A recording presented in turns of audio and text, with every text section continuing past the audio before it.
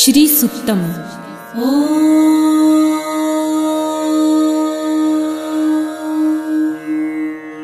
हिरण्यवर्णां हरिणीं सुवर्णरजतस्रजां चन्द्रां हिरण्मयीं लक्ष्मीं जातवेदो महावः ताम आवह जातवेदो लक्ष्मीमनपगामिनीं यस्यां हिरण्यं विन्देयं गामश्वं पुरुषानहम् अश्वपूर्वां रथमध्यां हस्तिनादप्रबोधिनीं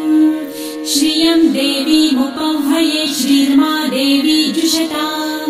कासोस्मितां हिरण्यप्राकाराम् आर्द्रां ज्वलन्तीं तृप्तां तर्पयन्तीं पद्मे स्थितां पद्मवर्णां तामिहोपह्वये श्रियं चन्द्रां प्रभासां यशसा ज्वलन्तीं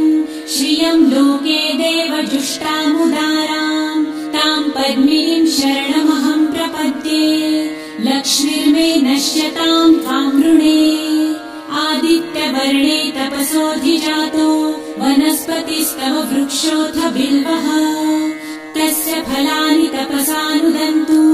मायान्तरायाश्च बाह्या अलक्ष्मीः उपैतु मां देवसखः कीर्तिश्च मणिना सह प्रादुर्भूतो सुराष्ट्रेऽस्मिन् कीर्तिमृद्धिं ददातु मे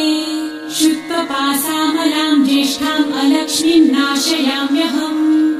अभूतिं समृद्धिं च सर्वानिर्णुद मे गृहात् गन्धद्वारां दुराधर्षां नित्यपुष्टां करिषिणीम् ईश्वरीं सर्वभूतानां तामिहोपह्वये श्रियम् मनसः काममाकुतिं वाचः सत्यमशीमहि पशूनां रूपमन्नस्य मयि श्रेयतां यशः कर्दमे प्रजाभूता मयि सम्भव कर्दम श्रियं वासय मे कुले मातरं पद्ममालिनीम् आपसृजन्तु सिद्धानि चिक्लितवस मे गृहे निज देवीं मातरं श्रियं वासय मे कुले आर्द्रां पुष्करिणीं पुष्टिपिङ्गलां पद्ममालिनीं चन्द्रां हिरण्मयीं लक्ष्मीं जातवेदो महावः आर्द्रां यकरिणीं यष्टिं सुवर्णां हेममालिनीं सूर्यां हिरण्मयीं लक्ष्मी जातवेदो महावः ताम आवह जातवेदो लक्ष्मीमनपगामिनीं यस्यां हिरण्यं प्रभुतं गावो दासोऽश्वान् विन्देयं पुरुषानहम् यः शुचिः प्रयतो भूत्वा जिहुयादाजमन्वहम् सूक्तं पञ्चदशर्च च श्रीकामः सततं जपेत् पद्मानने पद्म उरु पद्माक्षी पद्मसम्भवे तन्मे भजसि पद्मक्षी येन सौख्यं लभाम्यहम् अश्वदायै गोदायै धनदायै महाधने धनं मे लभतां देवी सर्वकामाश्च देहि मे पद्मानने पद्मविपत्रे पद्मप्रिये पद्मदलायताक्षी विश्वप्रिये विष्णुमनोनुकूले त्वत्पादपद्मं मयि सन्निधस्त्वम् पुत्रपौत्रं धनं धान्यं हस्ताश्वादिगवेरथम् प्रजानां भवसि माता आयुष्मन्तं करोतु मे धनमग्निर्धनं वायुर्धनं सूर्यो धनं वसु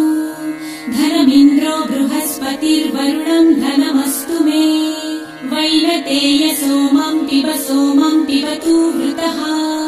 सोमं धनस्य सोमिनो मह्यं ददातु सोमिनः न क्रोधो न च मात्सर्य न लोभो नाशुभामतिः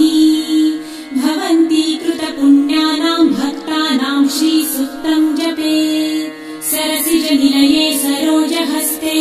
धवलतरां सुखगन्धमाल्यशोभे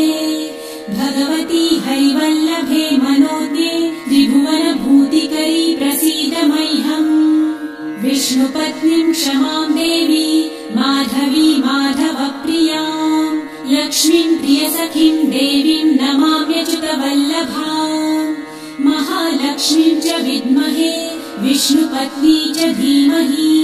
तन्नो लक्ष्मी प्रचोदयात् श्रीवर्चस्वमायुष्यमारोग्यमाविधाचोभमानं मह्यम् प्रवर्तते धान्यं धनं पशुं बहुपुत्रलाभं